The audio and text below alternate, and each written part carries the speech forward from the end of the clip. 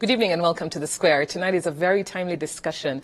We're going to focus on the impact of the COVID-19 pandemic on the tourism and hospitality sector in Rwanda, especially over the last year, especially as we enter the festive season. The key questions we'll be asking ourselves tonight, what are some of the gains made despite the pandemic? What are some of the challenges faced in these sectors? And how can government work better with the private sector to manage, the hard outcomes of this pandemic that have affected businesses in the hospitality and tourism sectors? I'm very honored to have with us on our show the CEO of Rwanda Development Board, Ms. Claire Akamanzi. I'm very, very happy to have you on the show. Claire, if you could have her on the screens because she's joining us virtually. Hi, Claire. Hi, Diana. Good evening. I'm very pleased to join you this evening. Thank you so much. Great to have you. We're also joined, of course, representing the private sector player, someone who has a lot of experience in the hospitality sector in different countries in the US, in the UK, and now in Rwanda, the general manager of Onomo Hotel, Mr. Emile Nize. Great to have you on the show. It's a pleasure to be here. Great. Thank you. Great. My name is Diana PC, host of The Square. As always, I'm joined by the resident panelist of The Square, Charles Haber. Great to have you on the show. Same here, Dana. How are you? Good. Good. We're usually joined by Brian Anamata, but she's away on travel, although I know she'll be tuning in and giving her inputs on the show. So usually we have midweek highlights, but I think this is quite a meaty conversation. Absolutely. Yes. All my meat was around this particular topic. This topic. Bon appetit. Yes. Bon appetit indeed. So very quickly, we're just going to jump into what we are here for tonight. And once again, Claire, for taking time out of your busy schedule to be with us. We're very honored to have you on The Square. I know it's not RDB's first time, it's yours, and I hope it won't be the last. And without further ado, I will just kick off with the first question that I'll address to Claire. And obviously, if you have any inputs to give Mr. Nize, please feel free to share them. Yes. And it is to do with just to give us a brief overview, Claire, to kick off the conversation. Since the start of this pandemic last year, the tourism and hospitality sector was one of the most hard hit. And we've seen that with, businesses closures and that sort of thing, and tourism and affected. So if you could, when it comes to domestic and international tourism, I'd like us to just kick off by you giving an overview of areas that have picked up in this sector, especially in light of sort of resilience building programs such as the Economic Recovery Fund. So, we'd like to kick off just in the review of the last year, various areas that have picked up in the tourism and hospitality sector. Over to you, Claire. Thank you. Thank you very much, Diana and Charlie, and of course, Emile. I'm very pleased to be discussing with you this evening and to discuss a topic that I think is very important to many of us and maybe to all of us in Rwanda, because tourism and the hospitality sector has been and continues to be an important sector for our economy, despite everything that happened with the COVID-19 pandemic. Now, as you rightly said, I think tourism probably was the hardest hit of all sectors by the pandemic in 2020, especially, and 2021. And if you look at maybe as a context where we were just before the pandemic happened in 2019, that was our best year ever. In 2019, we continued to be in the tourism sector the #1 foreign exchange earner for our economy. We had attracted tourists of worth about $500 million, almost $500 million. Worth of the money that we're getting from tourism. We had reached an all-time high of 1.6 million visitors coming to Rwanda in 2019 in the entire year. If you look at also jobs, 3% of the GDP was tourism, and indirectly even more than that, because when we say 3% of GDP is accounted for by tourism, there's a lot more that tourism catalyzes in the economy. For example, agriculture, food that people eat, entertainment, bands that play in the different hotels, engineers that come to repair, something that maybe they need to repair or even fix an internet connection. So tourism creates many other jobs. So in addition to the 3% direct GDP contribution, we actually estimate that 11% is the total indirect and direct contribution that tourism has on the economy. That's huge, 11% of the economy that is accounted by tourism. Now, also in terms of jobs, 12% of the entire workforce was employed in the tourism sector, both directly and indirectly, and that was by 2019. So it was a really good picture. If you look at MICE, also over $60 million worth of conference money that was coming into the country. So 2019 was such a great picture. And it's that backdrop or that context that the pandemic happened. So now come to 2020. Of course, it was a very bad year for tourism and hospitality. If you look at the amount of money that we're able to attract the entire year of 2020, compared to the $500 million that I talked about for 2019, it was just $121 million. So just about a quarter of what we were able to attract in 2019. And that's, you can see that, proportion in almost every sector, whether it's guerrilla tourism or leisure. Conference tourism was almost zero. I mean, from over $60 million, we came to about $4 million in the entire year. So it was really a very hard hit in 2020. The good news, I must say, is that we're beginning to see good signs of recovery in 2021. If you look at January to November, the amount of money that we've been able to attract is about $134 million, which is about 19% growth compared to 2020. That shows a good sign of recovery in terms of the money that we're attracting to the economy. If you also look at arrivals at the airport, arrivals at the airport have gone up by 36% in 2021 by November compared to 2020. Again, 36% growth in the number of people that are arriving in the country, and tourism, 19% growth. I think that's a good sign of recovering happening in the country already. Again, if you look at also conferences, we've recovered up to a tune of 50%. The amount of money that or delegates that we are bringing to the country compared to 2019 is about 52% in the MICE segment. And maybe the last indicator that we also look at is GDP, mostly economic activity happening in the country. And recently, you may have followed the news when the Minister of Finance released the Q3 GDP data, and restaurants and hotels had grown by 62%. And the quarter before by 34%. So I think all these are showing that there is good sign of recovery, but are we yet there? Not at all. If you compare with 2019 numbers, which I said were the best year we had ever, we're still not there, but I think we're beginning to see signs that are going towards there. So I think the future is promising. Visit Rwanda continues to be a strong brand. Visit Rwanda continues to be on the diaries of a lot of people who want to come and visit. And we continue to showcase the country to the world. Thank you very much, Claire. Yeah, that's a very impressive picture that you painted, especially for 2019. And, to show that we're almost at 50% in certain areas of this sector in 2021, it looks promising. And yeah, I don't think we're there yet at all.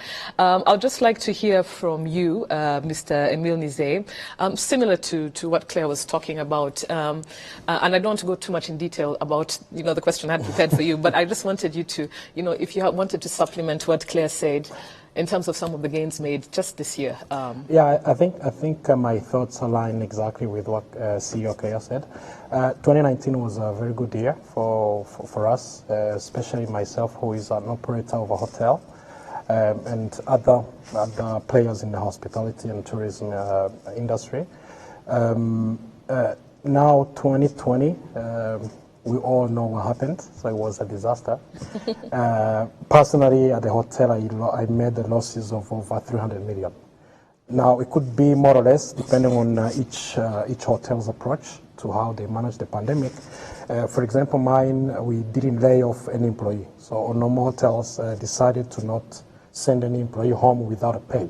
We did do some reduction, but we took on some cost to keep paying the employees. So maybe our losses were bigger than some other hotels that did temporarily lay off employees. Now, 2021, as Claire said again, it's been surprisingly, actually, for me, in our group, it's been better than expected. I was just looking at the numbers before I came on the show. I'm finishing my year, in terms of numbers, I'm finishing my year at 20% off the numbers I had in 2019. So when we started 2021 with all the uncertainties and doubts about this pandemic, I thought it was going to be a bad year. But luckily, I'm ending the year. I've made my budget already, and my numbers that I plan to make, I've already made them, and I'm exceeding them a little bit. But I'm still 20% off the numbers I had in 2019, which is a big achievement for me. It cannot be the same for all the hotels, all the players in the game. Some, the standalone restaurants, bars, they've had different restrictions that the hotels had. So some of them may be still lagging behind. But generally speaking, I've talked to some of the general managers of hotels across town. They've told me that the outlook is better than what we expected. And as Claire said again, we hope that 2022 is going to be an even better year. Yeah. Of course, depending on what kind of variant we get. Exactly, I know. We get next. I hope it's not an ellipson or whatever is in the Greek alphabet. I think they're going to run out of alphabets, to be honest. Yeah. But hopefully not. Hopefully not. So Absolutely. hopefully we stay on this one. Yeah, thank you. I'll definitely be coming back to you, Emil, just to get a deeper dive in how you as a private sector player, just to share a bit of your experience, and also be coming back to Claire. Of course, I'd like to hear what Charles has to say on this part of the conversation. Obviously, somebody who is paid to market Rwanda and somebody who is paid to market their hotel are not the best people to have this conversation, because they always paint a rosy picture. But I'm going to tell you something about the holistic picture about tourism versus banking and versus real estate. And tell you that the owners of these facilities will have a totally different conversation from employees like Emil. The lenders of these facilities will have a totally different picture from what the government of Rwanda will say.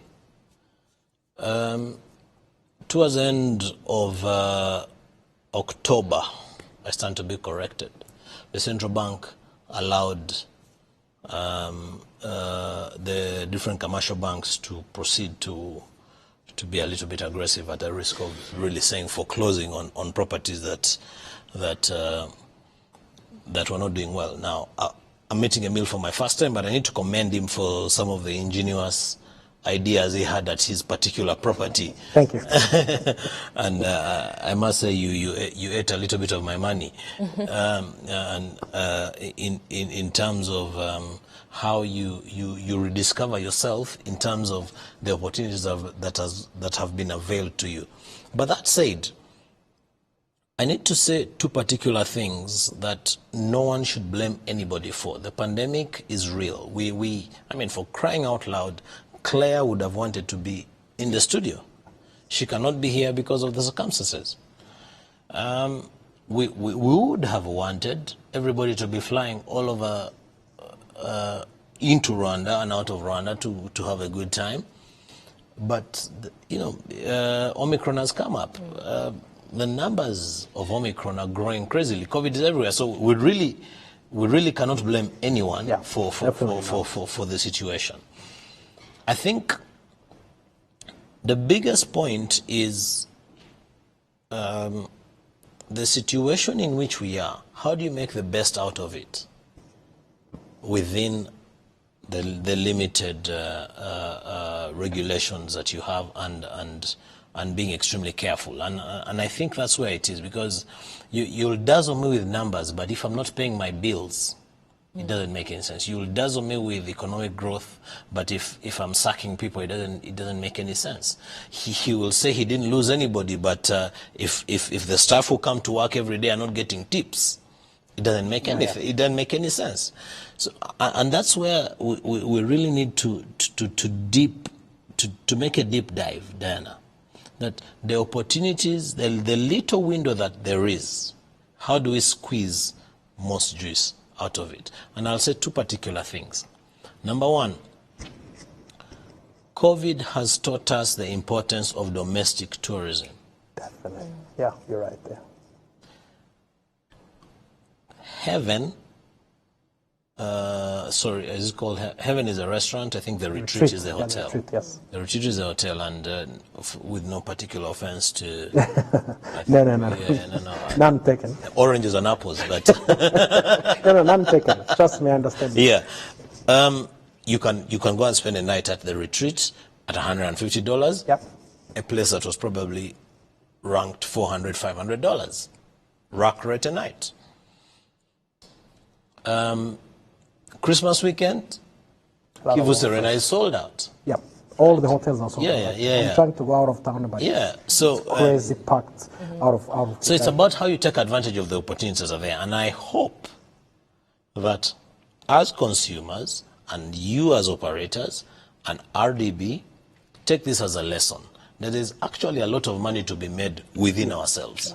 That's my point, Diana. Thank you. Yeah. That said, I would like to go back to Claire, because one of the things that, one of the questions in terms of, domestic tourism, also in terms of the different sort of regulations vis-a-vis international tourists and domestic. And Claire, I know this is it's probably a touchy subject, but a lot of people have been asking, especially with the quarantining that's happening right now, especially with this new Omicron variant, is that, international travelers coming into Rwanda don't have to quarantine for 3 days, whereas those coming into Rwanda,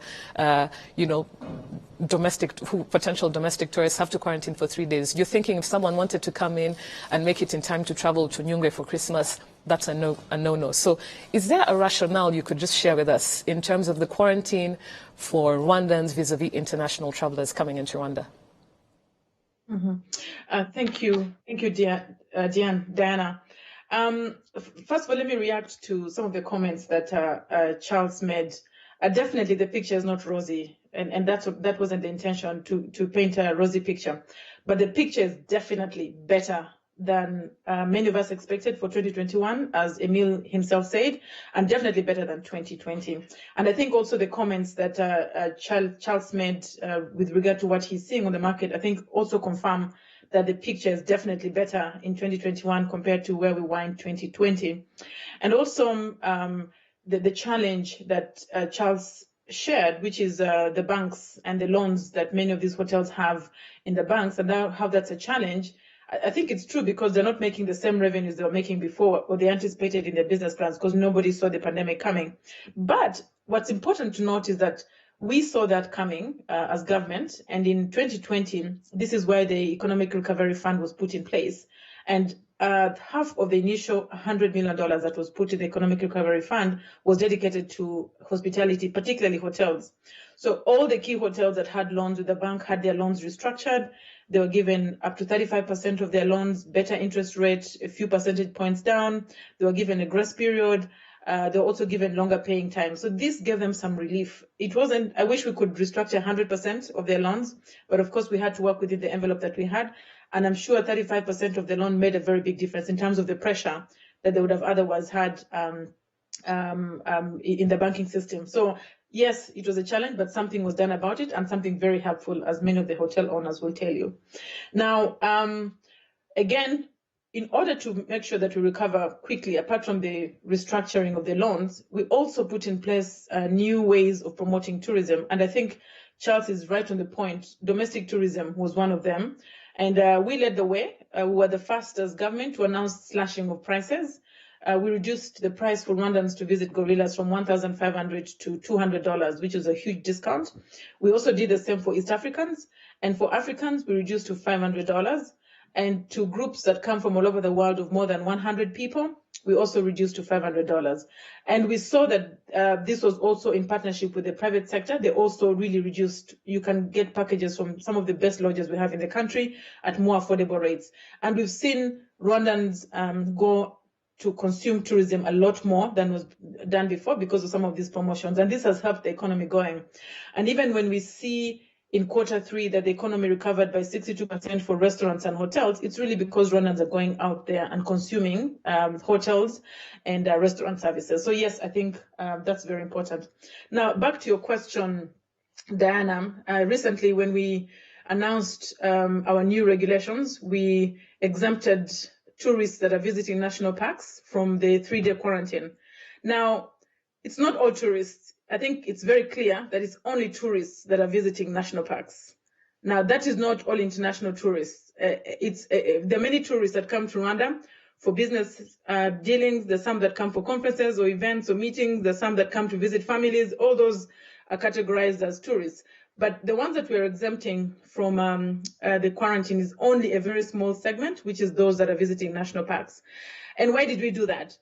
Now, again, this whole exercise of managing the economy in the pandemic context has required a very difficult, complex, but continuous balancing effect.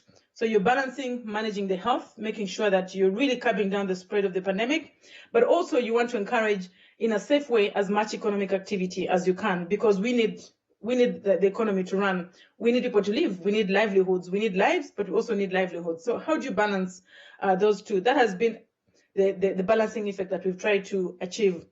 Now, when we look at the arrivals in the country and the reasons they come, it's very many different reasons. What we thought had the least health risk are those that visit national parks. Why did we think they had the least risk in terms of the health aspect? One, they're very few. Out of 500,000 people that visited Rwanda last year and 1.6 million that visited in 2019, only less than 20,000 visit gorillas, for example. So it's a very small number. And if you look at those that visit the national parks in Nyungwe and Akagera as well, it's about 60,000 in total. And that is on a good day, if I can put it that way. With the Omicron context, it's going to be a small number. So already the numbers are small that you're talking about. And so the exposure is limited because people that visit national parks are very few compared to the rest that come to the country. And those that come to the country are Rwandans, but also non-Rwandans. Foreigners also come to the country. Some of them come to do other things, not national parks, as I said. So one, the number was few, and therefore the exposure was really small. Secondly, many of them, from the surveys that we've done, are not just fully vaccinated, but they also have booster shots. You'll find that the demographic of the people that are coming to see our national parks is usually middle to a little bit elder categories. So these are people that will make sure that they are fully vaccinated before they travel and will make sure that they even have the booster shots. So the risk of them contracting and the risk of them spreading is a lot lower also because many of them have had not just full vaccination, but also the booster shots. And lastly, why are we trying to do this? We're trying to do this because it's important to keep the economy going. And if you look at, the numbers are very few, but also the money that they bring to the economy is a lot more than any other traveler to Rwanda. On average, a business tourist in Rwanda will spend about $200. A conference tourist who comes for an event will spend about $300 a day. In contrast, a tourist that comes to see gorillas spends $1,300 a day. And in one trip, they'll spend $6,000. So you're able to achieve economic input with few people and less health risk with this category of people compared to bigger numbers. And so we did this just to try and get the most we could get for the economy while also reducing the health risk as much as possible. And that's how we arrived at this proposal, which we gave, which is really to exempt those that are coming to national parks. Now, we're not just exempting them blindly. There's something that they also have to do. They have to test every single day that they're in Rwanda. On the first day, they test with a PCR. On the third day, a PCR. On the seventh day, a PCR. This is mandatory. In between those days, they do rapid tests every single day at their cost. And so they're going to spend money on 3 PCR tests. They're going to spend money on rapid tests. That's also something that we had to make sure it's people that can afford to do that we're going to make this requirement for. So when we balanced all this, this was the best decision we could make in terms of balancing these aspects. Thank you. I think it really looks like, the decision makers, you really weighed in your options, looked at the best returns, the best outcomes in terms of making decisions. I hope, for the viewers who had tweeted this before the show, trying to find out, what's the reasons for this, I hope it's much clearer. I'd like to go to, is there something you wanted to say, Charles? You're giving me a very strange look. Statistics, when Claire I think I learned something new as well. I didn't understand the rationale behind it. Exactly. But I think she did lay it out in a way that makes sense. Yeah. And, it's a good numbers game. Yeah. Less that makes more. Yeah. No. Claire communicates extremely clearly in terms of how the rationale and the numbers come into play. Obviously, the other rationale that comes in is when you look at how holistic can you be. If you're going to look at that and I picked out 3 things. Number one is they've come in fully vaccinated. Number two, they have come in tested. Number three is that they are regularly tested. So my argument is, if those three things are in place, why block the rest of the economy? If I'm going to go to Onomo... So you're relating, just for clarity, you're going now over to relate this to, if those things are in place for international travelers. And that which was your question, Dan. Yeah, locally. Yes. No, I was looking at quarantine, but you've opened like sort of the Pandora's gate. You're thinking, why should businesses close? Why should curfew be put back down? Yes. You're looking at all these other actions here. Can we put all those measures that she has put in, that she has mentioned, for domestic players, and ensure that the economy moves within a certain regulation? And I'll give one example, and I may be a little bit biased because I'm next to Emil, is in the entertainment sector, and pick music shows, pick pubs, pick nightclubs, pick whatever you can. Give them all those strict restrictions that Claire has mentioned. For tourists? Yes. For travelers? Yes, and I'll tell you why. I think it's extremely important, whether it is for conference travelers or guys who are coming to the gorillas, or people who are going to the different national parks, Nyungwe and Akajara, including Rwandan nationals. I think it's extremely important that foreigners who are coming to tour Rwanda must go back broke. How do we ensure that we squeeze every penny?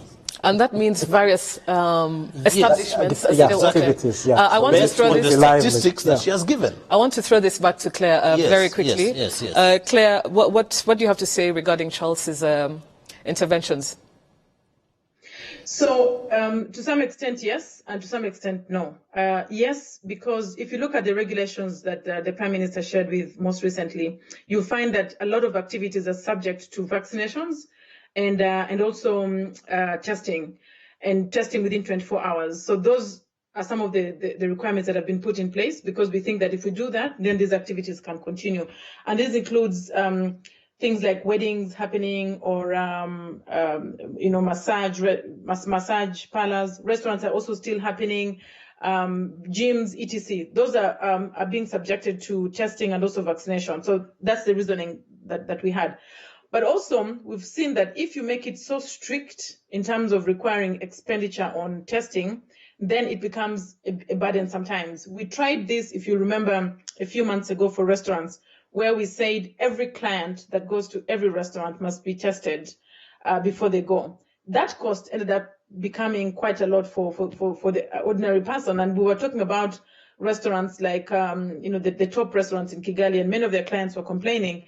And so we know that we have to balance, and we keep trying to see. Today, we don't require for restaurants, for example, to have their daily tests, but for the other activities, we require that they have daily tests. So we have to keep balancing. Where do we think people can afford to pay tests every day? We require that. Where can we wait? If we, wait a little bit, maybe the pandemic will ease out and the activities will come back. So that kind of reasoning and balancing we keep doing. But yes, you've seen in the communique from the Prime Minister, some of the activities are subject to full vaccination and testing, but not all.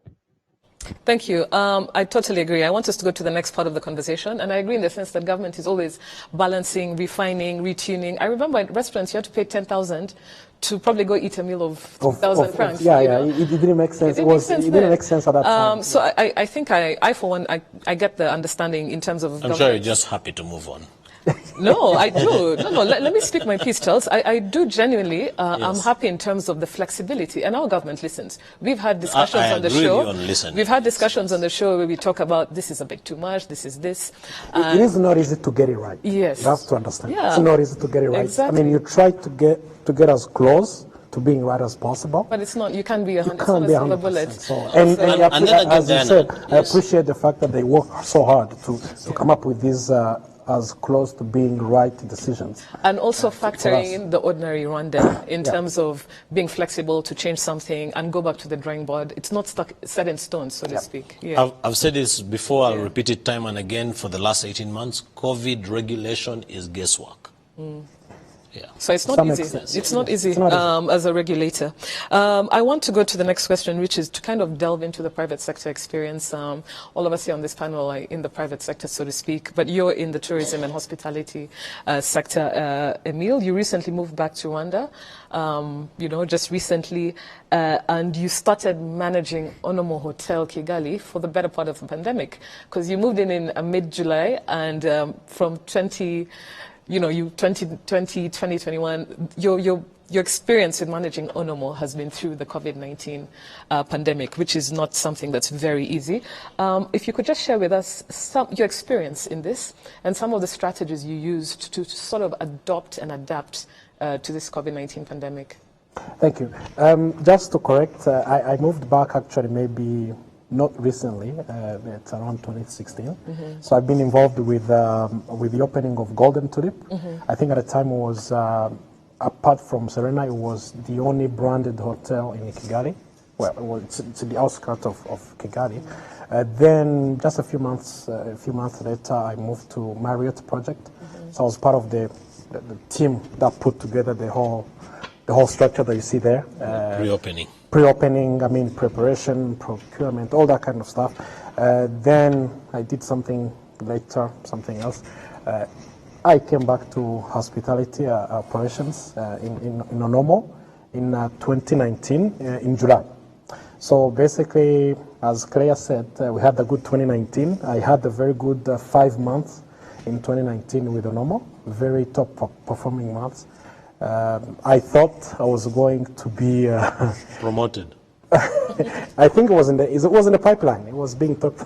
So in 2020, then the pandemic hit. The experience, how has it, been managing the hotel in tough times like we are in right now? 2020 was very, very tough. It was very tough. We closed the hotel in March.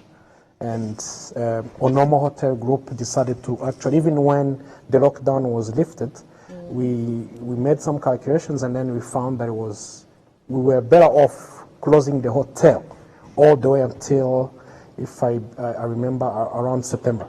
Wow. So even when other hotels were open, we kept the Onomo Hotel closed until August, September. The reason is being... So you closed for around 4 or 5 months? Yes. That's why I incurred a lot of losses. But even if I would have opened, it would have been higher, it would have been much bigger. The reason is that it's like running an airplane. So if you decided to take off A380 from Kigali to Paris with 2 passengers, you may as well just ground the whole thing and leave the 2 passengers. It's less expensive. Absolutely. So that's the decision we did take. And then when we opened, there were still restrictions. Business was still down. No international traveling, no tourism. So 2020 was a total write-off in terms of just what happened. Now, come 2021. It's been, as I said before, it's been a better year than we expected. We've seen things happening. I was probably some other hotels as well. We were lucky to be part of a big events that happened that occurred in Rwanda, like the Basketball Africa League. That was very huge for us. Huge. In terms of the clientele, the clientele, people staying at the hotel? Yes, because it was spending. It was a very high-paying event, and anyone who was involved with it will tell you that they did. For me, it's like maybe 30% of my just 1 month. It's like 30% of maybe 20. To Claire's point around mice. Yes, around mice. So, and we thank the government of Rwanda for this initiative to push mice visit Rwanda, to bring in this sport tourism. Personally, I've hosted teams bubbles you know, Bubbles, when Yes, you lock yes. up the hotel and you venue. keep everyone inside the venue. So I've hosted the Basketball Africa League. I hosted Afrobasket. So this whole year has been about basketball at Onomo. And that has been a big help, a big push for us. Even after that, you know, when the COVID, we thought maybe we were getting to the end of the tunnel. So things were looking good. We were starting to see a lot of travelers. I think mainly intra-Africa. So for me, that's what I've seen. Not many European and Americans, not many. So, and then, as Claire said, or even you said, we've had to shift the strategies towards local tourism. So now we understand that actually the local market matter. It matters. Yesterday I was in Kinigi. I visited one of the newest lodges there, Virunga Inn. Very nice property, by the way. And the operator told me that this weekend they are, I think, 70% occupied as of now. So 2 days probably leading to Christmas, they will be fully booked.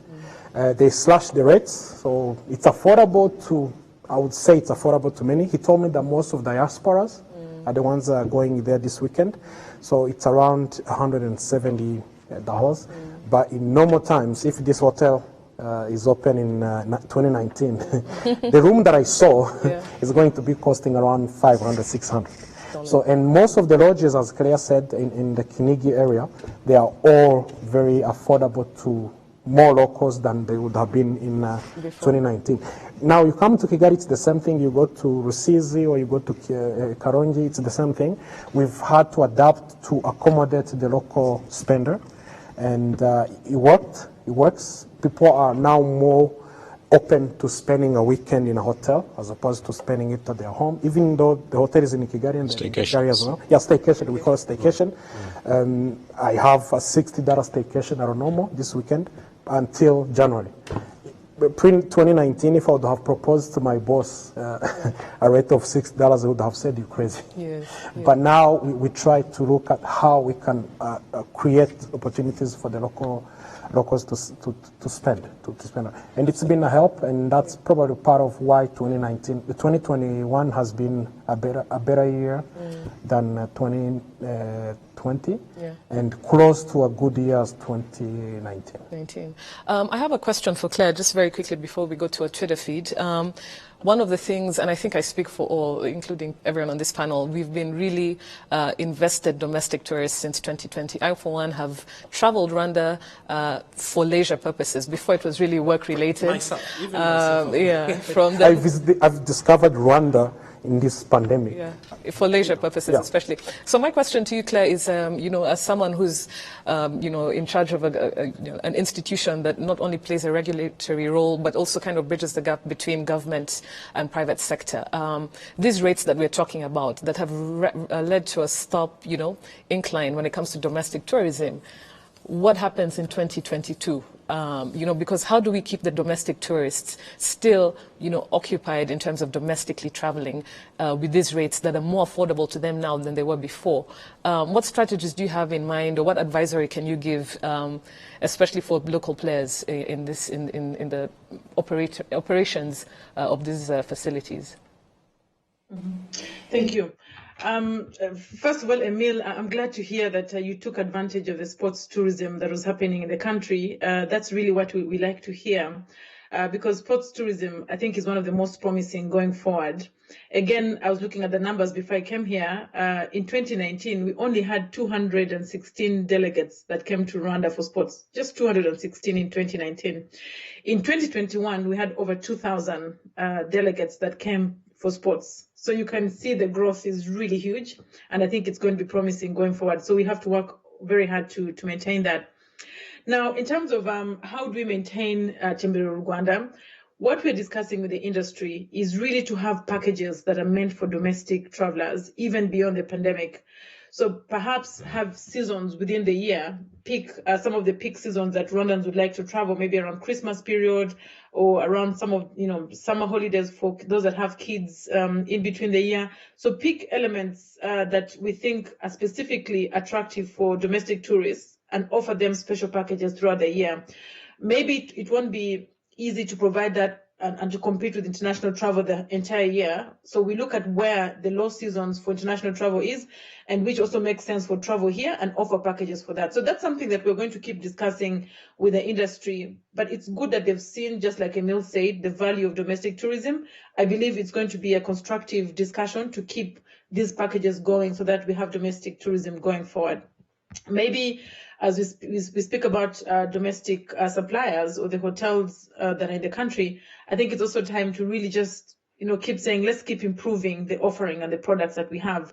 I think it's Charlie who said earlier that when you enter a pocket of a tourist, you don't want to leave soon. You want to keep, scratching the pocket to keep getting more and more money out of it. And I think that's what we have to keep doing, even for domestic suppliers, hotels, to be able to offer, even these discounts. It will be much easier if they have a wide range of services that they can give and make money, so that they can be able to give discounts when they have to. So innovating products, innovating services. Right now we're seeing Christmas packages, we're seeing Christmas lunch, Christmas brunch. Of course, it's not going to happen the way we expected because of the new variant of the virus. But the thinking was right, and the thinking was there, which is really develop these packages, new products, new services, being innovative, being vigilant, being proactive. That's what we really want to see all the hotels and restaurants do. And that's how we'll be able to service, even when we need to give discounts, be able to make up for those discounts, because we have many revenue sources, not just a few revenue sources. Thank you. Thank you. Thank you very much, Claire. I'd like to go, Charles, I don't know if you have something. No, absolutely. I just want to, of course, Emil tickled my mind a little bit around the importance of being innovative and being creative. And I think that's what RDB, and I think the last time we had a conversation around this, we had Louise on the show, and then on a previous show we had Fred from the Chamber of Tourism. And it's about the struggles that and this is me coining phrases, the struggles that proponents of private sector fight to bridge between business continuing and the pandemic. And again, not to undermine that we are facing a huge problem. My biggest issue is, again, to people like Emil, that do we have to wait for a pandemic for you to realize that domestic tourism is important? Where have you guys been? Right? And sometimes you learn from struggles more than, I struggle with this all the time. That you go to all these places that I regularly travel around the country for business and for leisure, and you struggle that you buy a bottle of wine at 40,000 francs in Far East, when here in Kigali I go to Onoma and I can get at 25,000 francs. So it's a rude awakening, and I hope it does not stop with a pandemic. Absolutely. That's my biggest issue. Yeah. But also, there's the other thing about, in Rwanda, the biggest spender is the government of Rwanda. If the government of Rwanda woke up in the morning and decided that every time we're sending people on holiday, there is no senior government official who does not get an entertainment allowance, that entertainment allowance is going to be spent with your family and your holiday, with your family on a holiday in Rwanda. Yes. Wouldn't we ensure that some of these properties are not taken into foreclosure? When the central bank wakes up in the morning and says, you commercial banks, we have given you right to continue foreclosing on these properties, wouldn't it be a better way to say, we are going to give you a higher spending allowance as a government official, but spend it in these properties? Yeah. When we wake up, yes. When we wake up in the morning and say, because we want to green our economy, we are going to put zero tax on importation of electric cars. What if they came to these Onomos and the Kivu Marina Bays and the Epics and all these other hotels around the country and say, you check into a hotel as a Rwandan national And you will not pay, for example, VAT? Yeah, that's a very... These are. Yeah. And I'm going to give you an example just before I leave. If you can make it a bit brief. I'll make it extremely brief. It's a real-life example. In 2010, the South African government spent a lot of money in sports infrastructure. 2 years before then, that's because they're hosting the Football World Cup. Yeah, World Cup. Yes. 2 years before then, they had spent a lot of money on hosting the Cricket World Cup. 2 years prior to that, they had spent a colossal amount of money in hosting so it was 4 events in a row: All African Games, Rugby World Cup, Cricket World Cup, and the Football World Cup. Yes, yes. Then they found themselves with a lot of infrastructure that they could not sustain. What did they do? They told all South African nationals who are traveling within the country, 50%, you pay 50% of your rack rate whenever you check into a hotel. Of course, they have an advantage that it's a vast country that you have to fly. It's a different economy. But in addition to that, every South African national who would spend, as long as the operator of the restaurant or whatever is a member of the South African hoteliers body, you'd spend, I think, 30%. I can't remember the exact number. But it encouraged expenditure. We are not short of expenditure. We are happy to spend. Those who can. Yeah, no. There's so many people. Everybody is happy to spend. We just we're in different bandwidths, so to speak. So I think that's the message that we need to send across. That wherever we are, let the government put in place measures where people like Emil and all the other hospitality players eat and finish our money. Yes. I'd like to go to our tweets for tonight. I would like to start off with the first tweet, if you could have it on our screens. It's from Musana, who says, interesting panel. The tourism sector is large. Hotels, restaurants, leisure, sports, concerts, meetings and conferences, religious pilgrimage, logistics, air transport, education, health. Each segment may need a different adaptive capacity and recovery approach. Yes, absolutely. Other tweets coming in is from Mr. Honorable Amos, if I can see properly, who says, as the effects of COVID-19 spread across the entire world, the primary focus for governments and businesses is the safety of their people. Whilst this focus will continue, the implications for economic growth and corporate profits have to lead to a sharp sell-off. Valid point there from Amos. We have another tweet coming in, and this tweet is from Dolapo, and he states that interesting perspective from Claire on the best outcomes and returns. At the end of the day, economic growth is of paramount importance. But Charles Hubbard raises a valid point too. Can there be a middle ground with other money-earning sectors? That's a tweet coming from Dolapo. We have another tweet coming in from Wilson Muyenzi. If you could have that on our screens, who says that, Charles, for you to say COVID regulation has been guesswork is too harsh and unfair to the government of Rwanda. You need to remember that this pandemic was unlike anything scientists all over the world had seen, and so officials had to make decisions very fast with limited information, including the West. Not 18 months later. We have another tweet coming in from Dolapo, and he says that in every economy, there's always a fortune at the bottom of the pyramid. In this context, home-based domestic tourism. Interesting discourse, and he's echoing what we were talking about, the benefits of home-based, domestic tourism.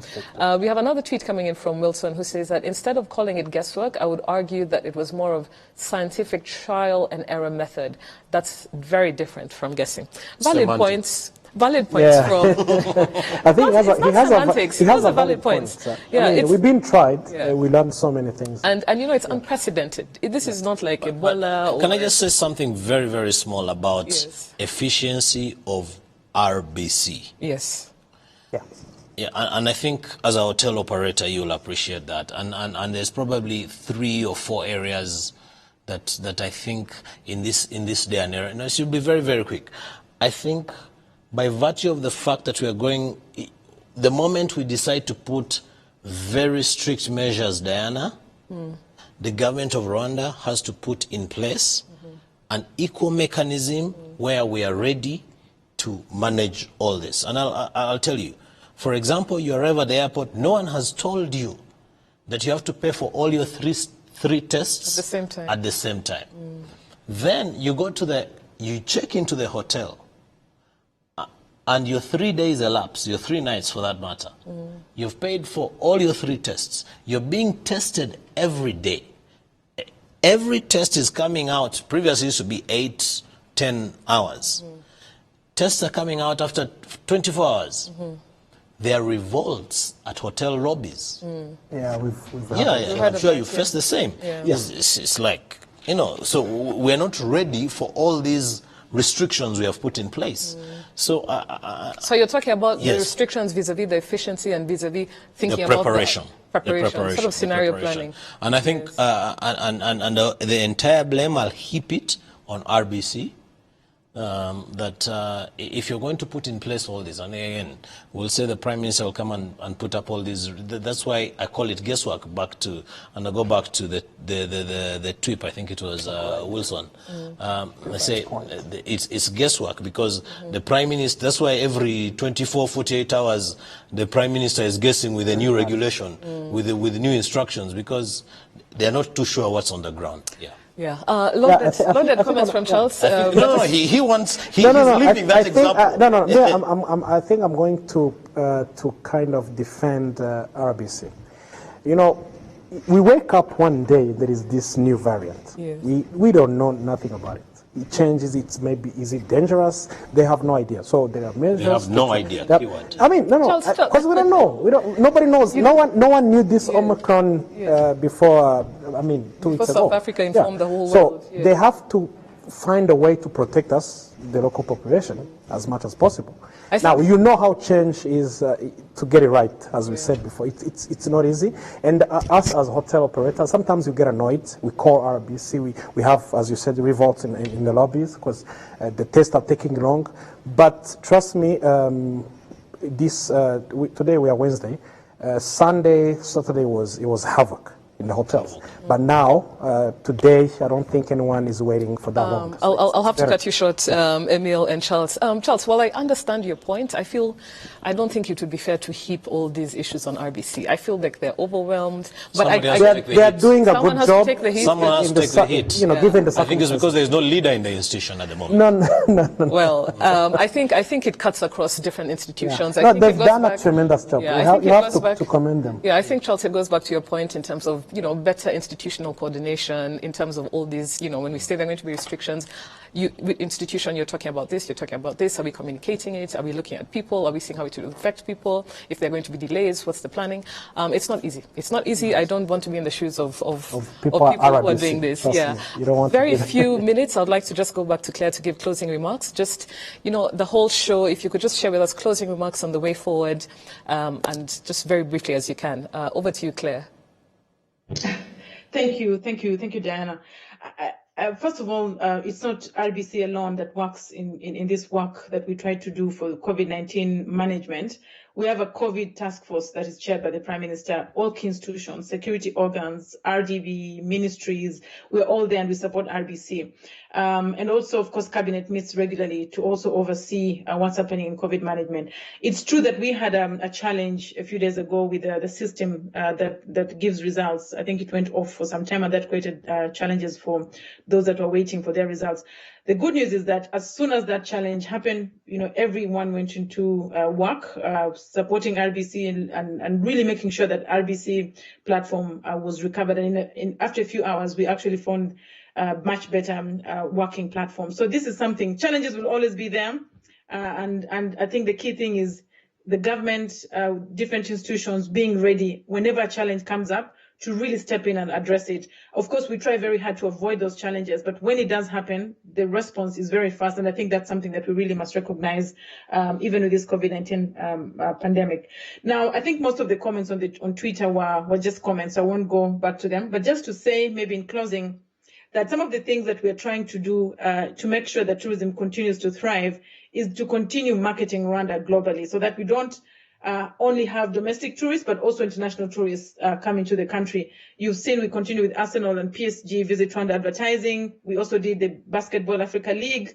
And maybe one thing that you don't know is that Rwanda or RDB, government of Rwanda through RDB has contracts in key markets to promote tourism. So Germany, UK, US, Netherlands, Israel. We have companies that are actually promoting actively, we call them market representation companies in those markets to really bring tourists here. And again, we keep doing this, and we'll keep doing this advertising and media presence as much as possible. You saw recently that we had CNN, Richard Quest visit Rwanda and sharing his experience, which was really positive. And so this will continue. That means that we just need to keep managing the pandemic and as much as possible attracting tourists and making them have a really seamless stay as much as possible. And that's what we continue to do and expect the private sector to also do. Thank you. So I hope you visit Rwanda when you can. Thank you. Claire, we've come to the end of the show. Unfortunately, we don't have much time. The 60 minutes, whenever we're on the sky, it just goes by in an instant. But I'd like to thank you so much for coming through, Claire, especially, you know, that you came through virtually. Thank you on behalf of RDB. On behalf of the private sector players, Onomo Kigali, Hotel Kigali, I really am happy to have had you here, Emil. Thank you. It was a pleasure. Charlie, always a pleasure. We need to continue this conversation next week on Viewers Edition. Absolutely. To our viewers, thank you so much. To our partners, Bourbon Coffee and all our Made in Rwanda, our Made in Rwanda clothing brands. Thank you for supporting us. Have a Merry Christmas. See you again next week. Thank you. Thank you so much.